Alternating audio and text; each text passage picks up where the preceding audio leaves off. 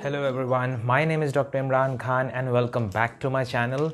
This is the third video of the chapter solutions और जिसमें हम लोग पढ़ेंगे आज colligative properties and relative lowering of vapor pressure. Relative lowering of vapor pressure is one of the colligative properties and उसका derivation देखेंगे. Then हम लोग Ostwald's Walker method से relative lowering of vapor pressure कैसे calculate किया था वो देखेंगे and then उसके बाद हमेशा की तरह हम लोग JEE के 3-4 questions देखेंगे. So without wasting any time, let's start with the topic.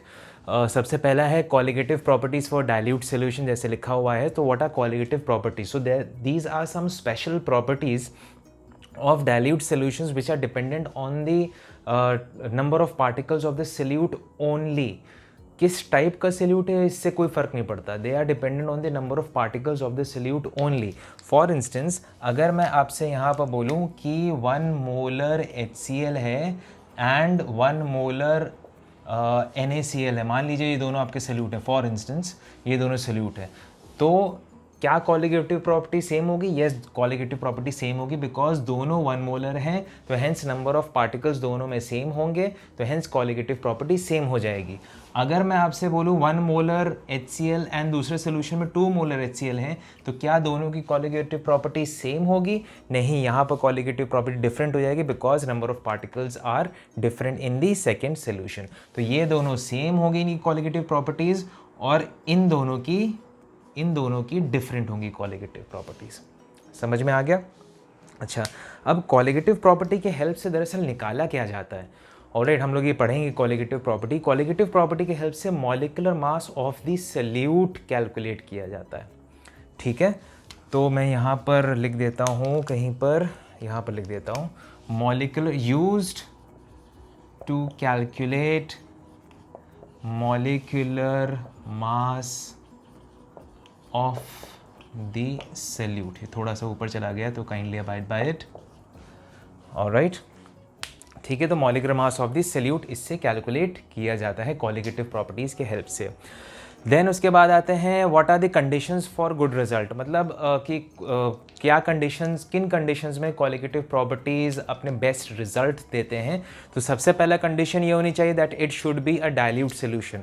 Dilute solution इसलिए बिकॉज डाइल्यूट सोल्यूशंस जो होते हैं वो बहुत ही कम डेविएशन शो करते हैं फ्रॉम आइडियल बिहेवियर. मतलब वो राउल्ट्स लॉ शो करते हैं या राउल्ट्स लॉ फॉलो करते हैं easily. That is why dilute solution यहाँ पर लिया गया है.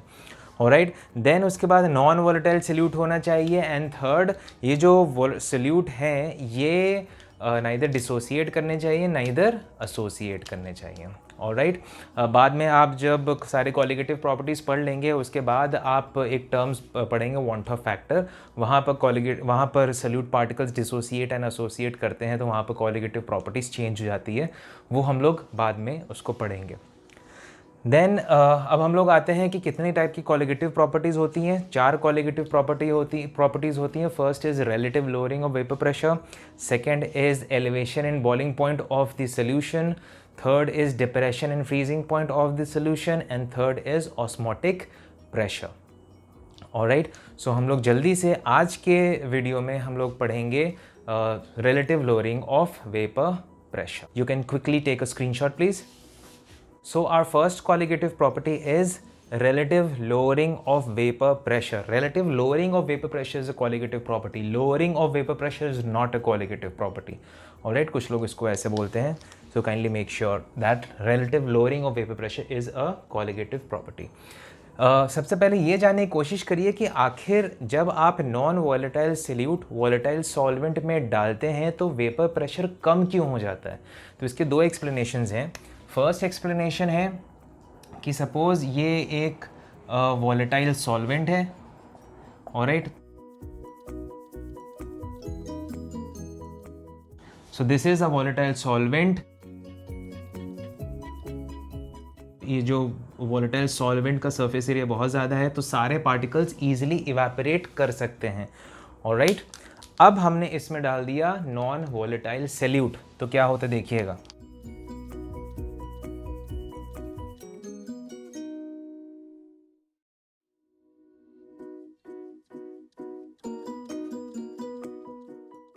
अब देखिए मज़ेदार बात क्या हो रही है, यहाँ पर तो पूरा सरफेस अवेलेबल था for the particles to evaporate, alright. मगर यहाँ पर क्या हो रहा है, यहाँ पर जैसे ही आपने नॉन वोलेटाइल सोल्यूट डाला तो कुछ पार्टिकल्स तो सोल्यूशन के अंदर चले गए, मगर कुछ पार्टिकल्स तो सरफेस पे भी रह गए। That is why the surface area of the volatile component decrease, जिसके वजह से कम वेपर्स बनेंगे। जब कम वेपर्स बनेंगे तो vapour pressure would decrease, alright. ये समझ में आ गया आपको। Second explanation is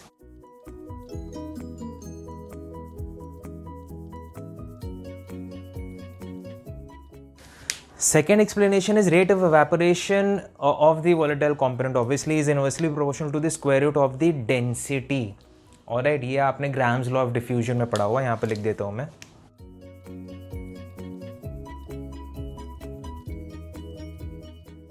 So this you have studied in Graham's law of diffusion that rate of evaporation is inversely proportional to the square root of the density।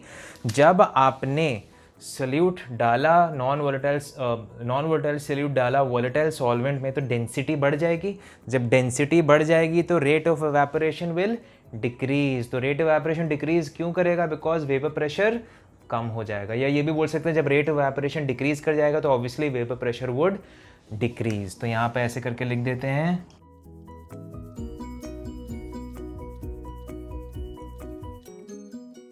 density increases so rate of evaporation decreases so hence vapor pressure decreases, alright। तो आपको ये चीज़ समझ में आ गई कि जब आप non volatile solute volatile solvent में डालते हैं तो वेपर प्रेशर कम क्यों हो जाता है।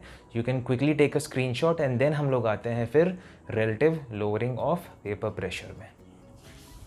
अब इसके बाद क्या हुआ कि अब हम लोअरिंग ऑफ वेपर प्रेशर निकालते हैं। तो जब P0 is the initial vapour pressure of the solvent, मगर जब सिर्फ इसका मतलब सिर्फ सॉल्वेंट जब अकेला हो गया इसका मतलब ये प्योर, और जब आपने नॉन वोलेटाइल सोल्यूट डाल दिया तो उसका वेपर प्रेशर कम हो गया। तो this is the vapour pressure of the solution. This is called as lowering of vapour pressure, alright. This is not a colligative property. Relative lowering, इसको अब हम relative to what, to the initial value, ये जब निकालेंगे तो this is what is called as relative lowering of vapor pressure and this is called the colligative property, relative lowering, this is the colligative property। अब 1886 में Raoult's भाई साहब ने ये बोला था कि relative lowering of vapor pressure जो होता है it is dependent on the particles of the solute, मतलब mole fraction of the solute। तो hence according to Raoult's law हमारे जो relative lowering of vapor pressure का जो फॉर्मूला मिला वो ये मिला on the mole fraction of the solute, and mole fraction of solute is written as number of moles of solute divided by total number of moles। यहाँ पर मैं जल्दी से लिख देता हूँ कि P0 and PS क्या है।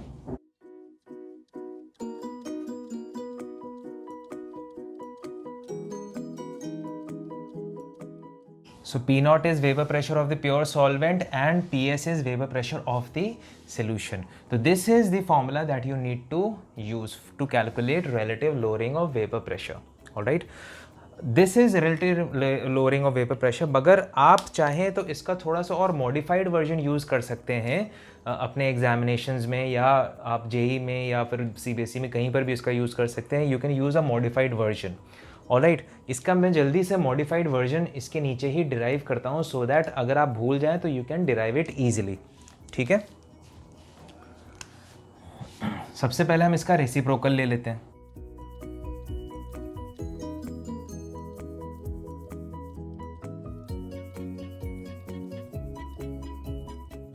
फिर ये हमने डिवाइड कर दिया, 1 आ गया, 1 को इस साइड ले जाइए,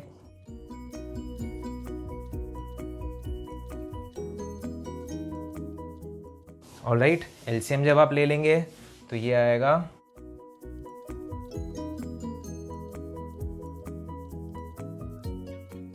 ऑलराइट, ये कट गया। देन आप रेसिप्रोकल फिर से ले लीजिए, alright. So this is the modified version of this particular formula. कोई आपसे अगर पूछे कि what is relative lowering of vapour pressure तो आप ये बताएंगे this is relative lowering of vapour pressure. ये मॉडिफाइड वर्जन, आप इस फॉर्मूले को यूज़ करके आप न्यूमेरिकल्स को सॉल्व कर सकते हैं। दोनों के बीच में मैं पर्सनली ये यूज़ करता हूँ। दोनों के बीच में डिफरेंस क्या है कि जब सोल्यूट का कॉन्सेंट्रेशन बहुत कम होगा as compare to the solvent, तो आपको यहाँ पर अप्रॉक्सीमेशन करना पड़ेगा, NB को बहुत कम दिखाना पड़ेगा as compare to Na, then NB upon Na हो जाएगा। तो आपको अप्रॉक्सीमेशन चेक करना पड़ेगा। यहाँ पर आपको कोई अप्रॉक्सीमेशन नहीं करना पड़ता, whether it is a concentrated solution और अ डाइल्यूट सोल्यूशन। आप सीधे सीधे इस फॉर्मूले में वैल्यूज़ पुट करिए और आंसर पाइए। ठीक है, तो मैं फिर से बता दूं, this is the actual formula of relative lowering of vapour pressure and this is the modified form. You can use this formula to calculate the values. मगर अगर कोई आपसे पूछे कि what is relative lowering of vapour pressure, that is this. Getting my point? इसको आप जल्दी से you can take a screenshot ताकि हम इसका फर्दर एक डेरिवेशन करें। आखिरी फॉर्मूला, ये जो फॉर्मूला है relative lowering of vapour pressure, दरअसल आया कहाँ से? Take a screenshot. अब देखिए, वो जो पिछला अभी हमने फॉर्मूला देखा था relative lowering of vapour pressure, वो दरअसल डिराइव कहाँ से हुआ है? वो यहाँ से डिराइव हुआ है। देखिए कि जब आप non volatile solute volatile solvent में डालेंगे तो जो वेपर प्रेशर कम हो जाएगा। तो जितना भी वेपर प्रेशर आप ऑब्जर्व करेंगे वो सिर्फ और सिर्फ सॉल्वेंट की वजह से ही होगा। तो vapour pressure of the solution will be directly proportional to the particles of the solvent, या हम ये बोल सकते हैं mole fraction of the solvent. तो mole fraction of solvent is what? N upon N plus N। यहाँ पर N आ गया moles of solvent and small n is moles of solute.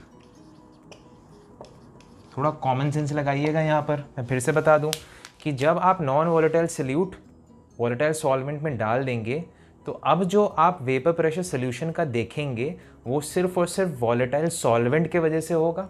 मतलब वॉलेटाइल सॉल्वेंट के पार्टिकल्स की वजह से होगा। सोल्यूशन का वेपर प्रेशर वॉलेटाइल सॉल्वेंट के पार्टिकल्स की वजह से होगा, मतलब उसके मोल फ्रैक्शन के ऊपर डिपेंडेंट होगा या डायरेक्टली प्रोपोर्शनल होगा। इसीलिए ये हमने एक रिलेशन लिख दिया। Alright, removing proportionality constant, constant के आ गया, proportionality sign, will get a constant K. अब इस के की वैल्यू चाहिए। ऑलराइट, इनिशियली जब प्योर सॉल्वेंट होगा तो n की वैल्यू 0 होगी क्योंकि सॉल्यूट तो कोई है नहीं। ऑलराइट, इनिशियली तो सिर्फ सॉल्वेंट होगा as there is no solute, as there is no solute तो n की वैल्यू 0। जब n की वैल्यू 0 हो गई सो इसको and PS is equal to P naught. Initially तो सिर्फ सॉल्वेंट होगा ना, P नॉट में हमेशा ऊपर लिखता हूँ, तो P naught is equal to K आ गया। तो K की वैल्यू आ गई, ये आपका फर्स्ट एक्सप्रेशन, ये आ गया सेकेंड एक्सप्रेशन।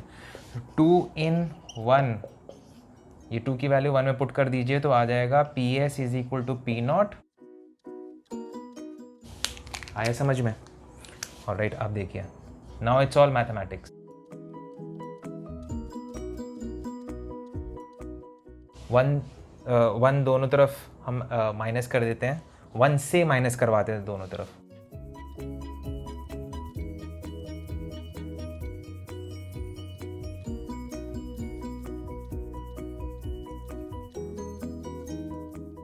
ऑलराइट, तो ये एलसीएम जब हमने ले लिया तो ये n कैंसिल हो गया, ये n upon n plus n, यही तो आ गया। देखिए मोल फ्रैक्शन ऑफ सॉल्यूट आ गया and n can be written as number of moles of solute can be written as, मैं हमेशा B से सॉल्यूट को रिप्रेजेंट करता हूँ, यहाँ पर लिख देता हूँ मैं, B से हमेशा सॉल्यूट को रिप्रेजेंट करता हूँ एंड A से हमेशा सॉल्वेंट को रिप्रेजेंट करता हूँ। ऑलराइट, तो नंबर ऑफ मोल्स को कैसे खोल के लिख सकते हैं? WB upon MB। फिर यहाँ पर भी number of moles of solute WB plus, और ये number of moles of solvent. ठीक है, अगर बहुत ज़्यादा डाइल्यूट सोल्यूशन है, for very dilute solution, solute के पार्टिकल्स सॉल्वेंट के कंपैरिजन बहुत कम होंगे, तो हम लोग WB अपॉन MB को नेग्लिजिबल मान लेते हैं as compare to WA upon MA। So this for very dilute solution. अब ये फॉर्मूला क्या हो जाएगा?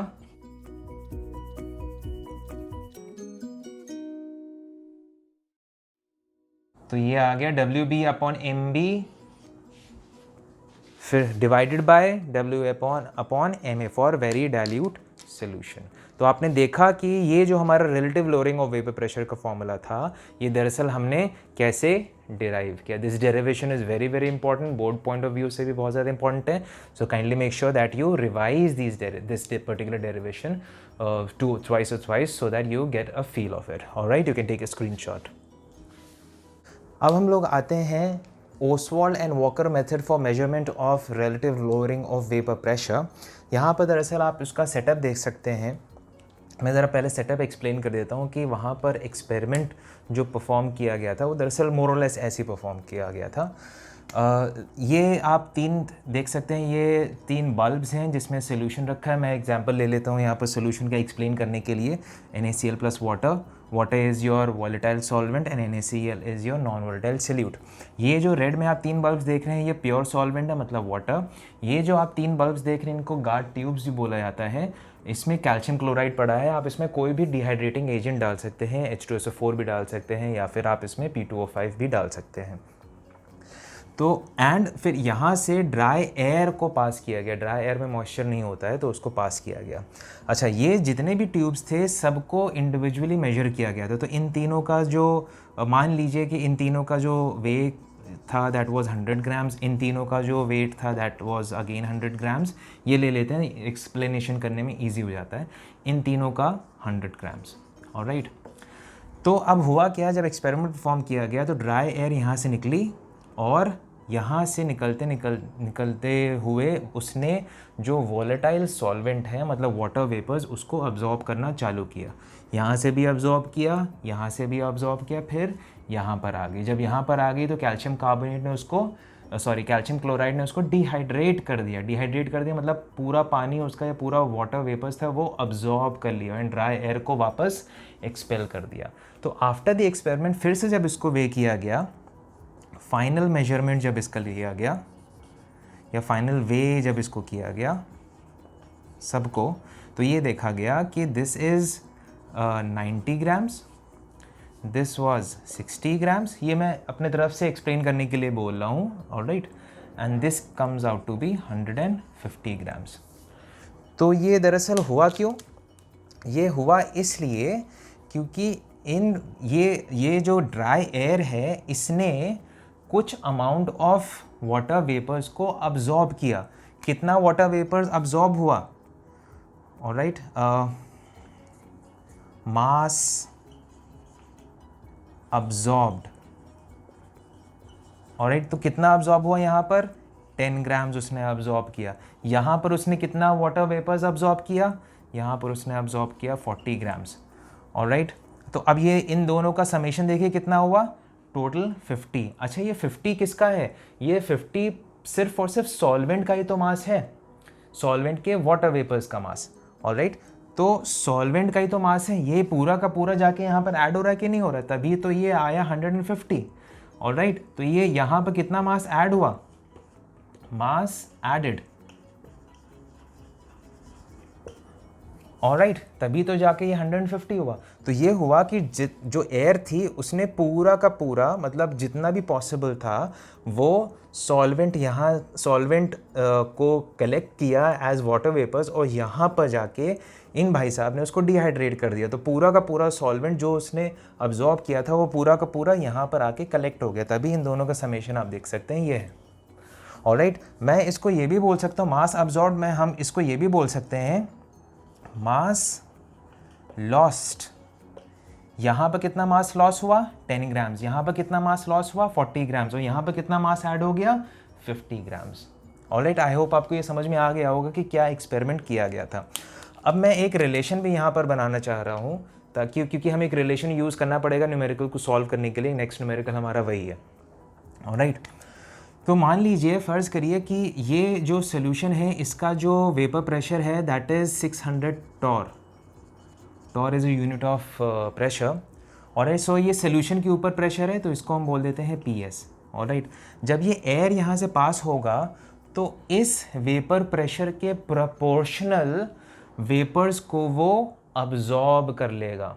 ऑलराइट, फिर से बोल रहा हूँ, जब एयर यहाँ से ड्राई एयर यहाँ से पास होंगे तो इस वेपर प्रेशर के प्रोपोर्शनल वेपर्स को अब्जॉर्ब कर लेंगे. कितना ऑब्जॉर्ब किया, 10 ग्राम्स। ऑलराइट, तो इसको मैं ऐसे भी लिख सकता हूँ, that is equal to 10 grams. ठीक है, ये मेरे जो वैल्यू ली कि मैं दरअसल उसी से एक्सप्लेन कर रहा हूँ।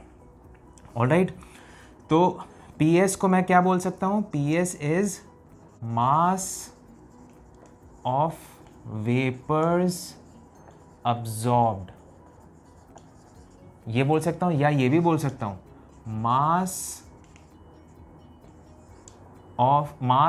Lost in the solution bulb. Alright, दोनों चीज़ों से मैं एक्सप्लेन कर सकता हूँ। ठीक है, अब यहाँ से भाई साहब ने 10 ग्राम्स, जो ड्राई एयर थी उसने 10 ग्राम्स मास को अब्जॉर्ब किया। अब वो यहाँ पर आ गई, यहाँ पर इस पर्टिकुलर पॉइंट पे यहाँ पर जो टोटल जो वेपर प्रेशर, क्योंकि यहाँ पर सिर्फ वाटर है, वाटर का जो वेपर प्रेशर होता है 760 टॉर। ऑलराइट, वाटर का जो वेपर प्रेशर होता है दैट इज 760 टॉर। अच्छा, ये जो है ये थर्मोस्टैट में रखा गया है ये चीज़, और तभी कांस्टेंट टेम्परेचर की हम बात कर रहे हैं। कांस्टेंट टेम्परेचर हमेशा मेंटेन रखना पड़ेगा आपको। Alright, so this is a thermostat. तो अब जो आपका सॉल्वेंट है उसका जो vapour pressure that is 760 torr. तो अब इस एयर को जो यहाँ पर आ गई, अब इस एयर को और कितना मास अब्जॉर्ब करना पड़ेगा, that will be proportional to 760 torr. फिर से बोल रहा हूँ, 760 दूसरे तरीके से समझाने की कोशिश कर रहा हूँ, 760 टॉर के प्रेशर के प्रोपोर्शनल अब उसको और कितना मास अब्जॉर्ब करना पड़ेगा, 40 ग्राम्स, इजंट इट राइट। तो इसका मतलब पहले से उसके पास कितना था, 10 ग्राम्स, अब कितना आया, उसने और कितना अब्जॉर्ब किया, 40। तो ये टोटल मिलके क्या बना देंगे, total pressure of the solvent. देखिए हमेशा याद रखिएगा, मैं बार बार बोल रहा हूँ कि जो प्रेशर है, जो भी वेपर प्रेशर होगा that will be directly proportional to the mass absorbed. Alright, तभी मैं बार बार मास को प्रेशर को सेम लेके चल रहा हूँ, मतलब इक्वेट करके चल रहा हूँ, बिकॉज हम यहाँ पर उसको प्रोपोर्शनल कंसिडर कर रहे हैं। ऑलराइट, तो अब एक रिलेशन क्या बना यहाँ पर, ये पी नॉट, ये 10 क्या है, पी एस है कि नहीं। देखिए यहाँ पर मैंने लिखा हुआ पी एस, तो P S plus 40 is equal to P naught, या फिर ऐसे भी बोल सकते हैं P naught minus P S is equal to 40 grams. Alright, तो ये 40 क्या है, यहाँ पर अब हम लोग आ जाते हैं, ये 40 क्या है, तो P naught minus P S को हम दो तरीक़ों से बोल सकते हैं। क्या बोल सकते हैं कि मास absorbed by the air, dry air, या हम लोग ये भी बोल सकते हैं mass lost in the solution, sorry, in the solvent bulb, in the solvent bulb. Alright, अच्छा, तो P naught minus P S is equal to mass absorb by the air या mass lost in the solvent bulb. तो अब हम लोग Raoult's law जो आपने पढ़ा था, relative lowering of vapour pressure का फॉर्मूला, उसको यूज़ करते हैं। तो P naught minus P S upon P not, तो अब मैं इसको और कैसे मास के फॉर्म में एक्सप्रेस कर सकता हूँ। तो ये तो P naught minus P S आपने लिख ही दिया, तो ये आ गया मास lost in the solvent bulb divided by P naught। अब देखिए what is P naught, what is P naught, P naught को देखिए कैसे निकालते हैं। मैं इसको यहाँ पर निकालने की कोशिश करता हूँ P naught को। ऑलराइट, P naught को मैं यहाँ पर निकालता हूँ। तो जब टोटल मास कितना उसने अब्जॉर्ब किया, गैस ने, ये जो ड्राई एयर उसने कितना मास अब्जॉर्ब किया, यहाँ से वो 10 ग्राम्स अब्जॉर्ब कर रहा है, that is proportional to P S, और यहाँ से वो 40 ग्राम्स अब्जॉर्ब कर रहा है and that is proportional to P naught minus P S, isn't it. तो ये आ गया, ये दोनों कट गया, तो दिस इज व्हाट, ये क्या निकल के आया, total mass absorbed by the gas, absorbed by the gas या by the air, air लिखते हैं यहाँ पर, by the air। ठीक है, जितना मास यहाँ पर अब्जॉर्ब हुआ है वही मास तो यहाँ पर ट्रांसफ़र हो गया, तो हम इसको ऐसे भी तो लिख सकते हैं, that is equal to total mass gained by guard bulbs. यहाँ पर थोड़ा सा हौच पौच हो रहा है, तो आप जो मैं बोल रहा हूँ उसको सुनिएगा ज़रूर। तो ये जब मैंने टोटल किया तो that is equal to total mass absorbed by the air, या हम लोग इसको भी बोल सकते हैं that total mass gained by the guard bulbs. जितना मास यहाँ पर अब्जॉर्ब हुआ है उतना ही मास तो यहाँ पर गेन हुआ है, ऑलराइट। और मास को हम प्रेशर से रिप्रेजेंट कर रहे हैं, तो टोटल मास कितना निकल के आया, रिप्रेजेंटेड बाय पी नॉट, तो वही पी नॉट है यहाँ पर। तो इसका मतलब फॉर्मूला क्या हम लोग यहाँ पर क्या पुट कर सकते हैं, तो total mass absorbed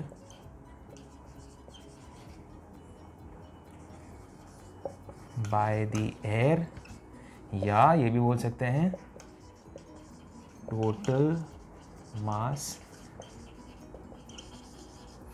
gained by the guard bulbs, alright.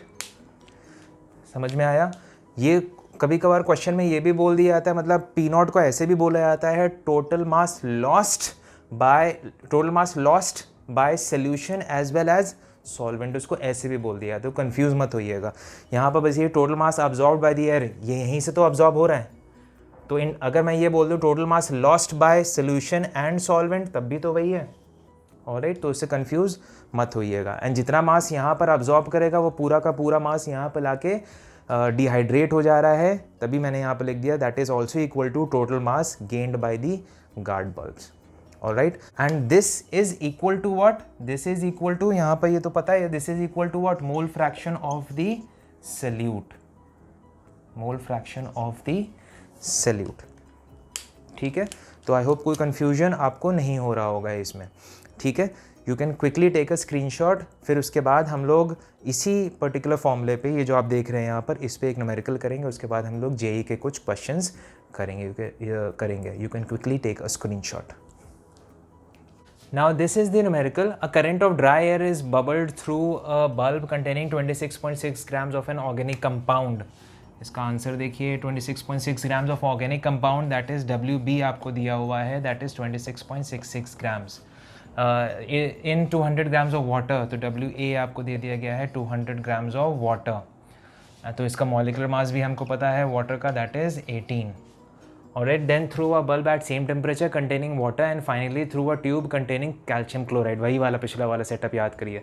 The loss of mass in the bulb containing water, मतलब solvent वाला, solvent bulb से mass कितना लॉस हुआ है, 0.087. इसका मतलब P0 minus PS given है. Alright, P0 minus PS ही तो था, mass loss from the solvent bulb. Alright, so that is 0.087. And gain in mass of CaCl2 tube was 2.036. मतलब total mass gained by the tube, that is P0. तो P0 is what, 2.036. Calculate the molar mass. तो आपको molar mass of the solvent molar mass of the, यहाँ पर solute होगा, यहाँ पर solute होगा, sorry, यहाँ पर solute होगा, ठीक है। देखिए सब आपको पता है, सीधे सीधे फॉर्मूला पुट करिए, आंसर पा लीजिए। ऑलराइट, तो P0 this is given, that is this is NB upon NA plus NB, ठीक है। तो this is 0.87 and this is 2.036. NB आपको निकालना है 26.66 divided by MB. Number of moles of A 200 upon 18 and फिर ये भी 26.66 अपॉन MB. ऑलराइट, तो जब आप इसको सॉल्व करेंगे आंसर आएगा 53.75 grams. You can take a screenshot. So this is our next question.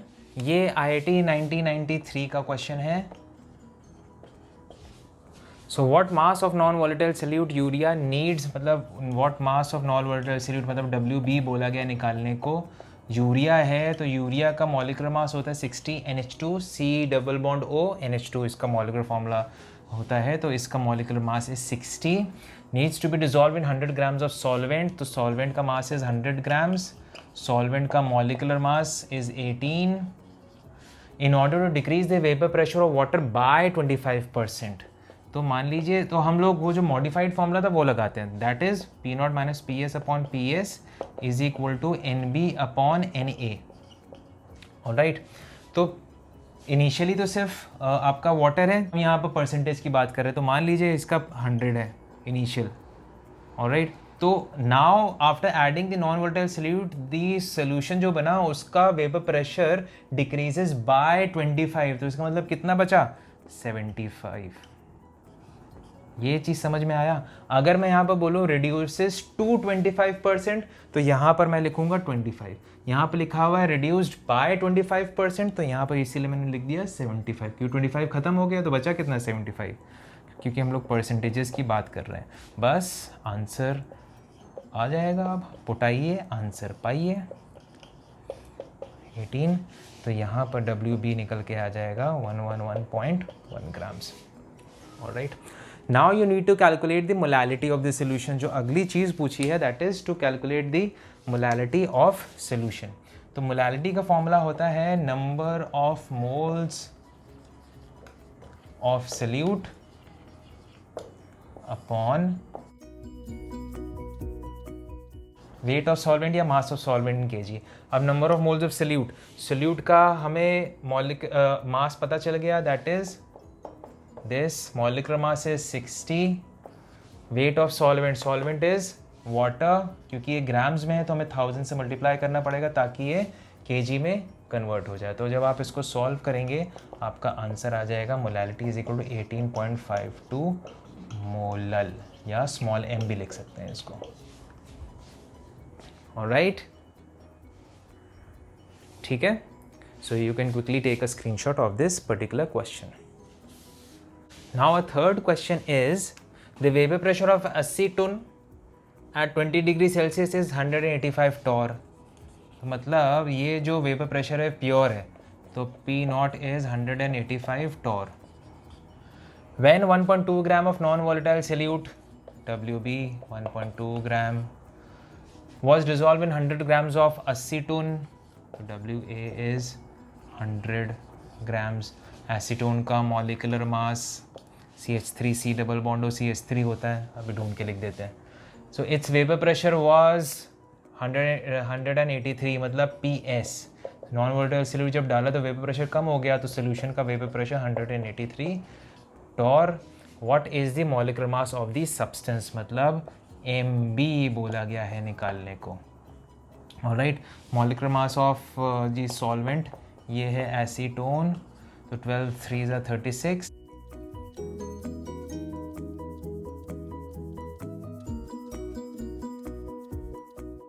Alright, तो अब हम सीधे सीधे फॉर्मूले में लगा देते हैं, P not minus P S upon P S, वही जो मॉडिफाइड फॉर्मूला था NB अपॉन NA।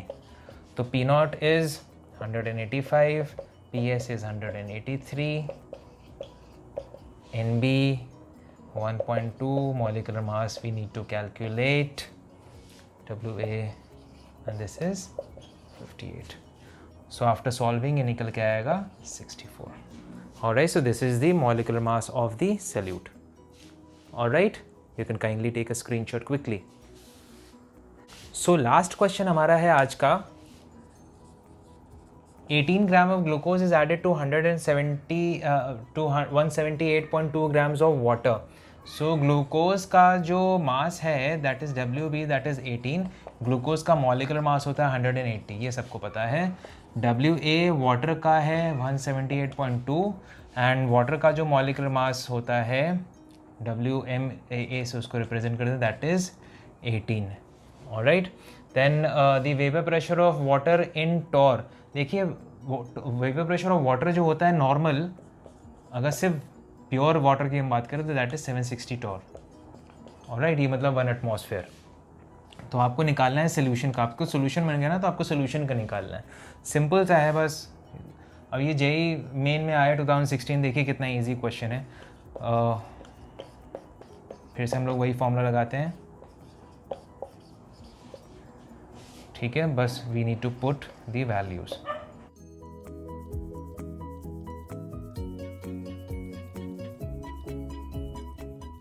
सो इसका आंसर आएगा, ऑलराइट। तो आपने देखा कितना इजी क्वेश्चन था, you can quickly take a screenshot. So this was it in this particular video. आज हम लोग ने बहुत ही इंपॉर्टेंट कुछ टॉपिक्स पढ़े थे। को सबसे पहले colligative properties are dependent on the number of particles of the solute, and वो हमेशा डाइल्यूट सॉल्यूशंस के लिए ही अच्छे रिजल्ट्स देते हैं। And the solute should not dissociate, neither it should associate, and solute जो है वो नॉन वोलेटाइल होना चाहिए। Then relative lowering of vapour pressure का हम लोगों ने फॉर्मूला भी देखा था, P0 minus P S upon P0 is equal to XB, और मैंने इसको मॉडिफाई करके भी आपको बताया था कि इस फॉर्मूले का यूज़ करिए तो आपको कैलकुलेशन में ईजी हो जाएगा। एंड देन फिर हमने डेरिवेशन भी देखा था, राउल्ट्स लॉ का पूरा हम लोगों ने डेरिवेशन देखा था राउल्ट्स लॉ के हेल्प से। And then Ostwald Walker method से हमने ये भी कैलकुलेट किया था कि relative lowering of vapour pressure दरअसल एक्चुअली में कैसे कैलकुलेट किया था, एक्सपेरिमेंटली। एंड फिर उसके बाद हमने ओसवाल्ड वॉकर मेथड पे ही एक न्यूमेरिकल देखा था, एंड फिर उसके बाद जेई के हम लोग ने 3 न्यूमेरिकल्स और देखे थे। तो आपने देखा काफ़ी सब इजी चीज़ें हैं, आपको बस थोड़ा सा अप्लाई करना पड़ेगा अपने जो भी आप यहाँ पर पढ़ रहे हैं। तो आप ज़्यादा से ज़्यादा उसको क्वेश्चंस लगाइए। आपको ऐसा लगता है कि ओसवाल्ड वॉकर मेथड में मैं एक और वीडियो बनाऊँ डेडिकेटेड टू दिस पर्टिकुलर, तो आप मुझे कमेंट सेक्शन में ज़रूर मेंशन कर दीजिएगा, ताकि मैं स्पेसिफिकली इसके लिए एक वीडियो आपको दिखा सकूँ और डिटेल में इसको बता सकूँ। ऑलराइट, और भी अगर कोई प्रॉब्लम है, न्यूमेरिकल्स वगैरह में प्रॉब्लम है, तो kindly mention it in the comment section. Alright, so this was it. By this is Dr. Imran Khan signing off. Hope you all have liked the video, you have understood whatever that is being taught in this particular video. Thank you for watching it. Thank you. Thanks a lot.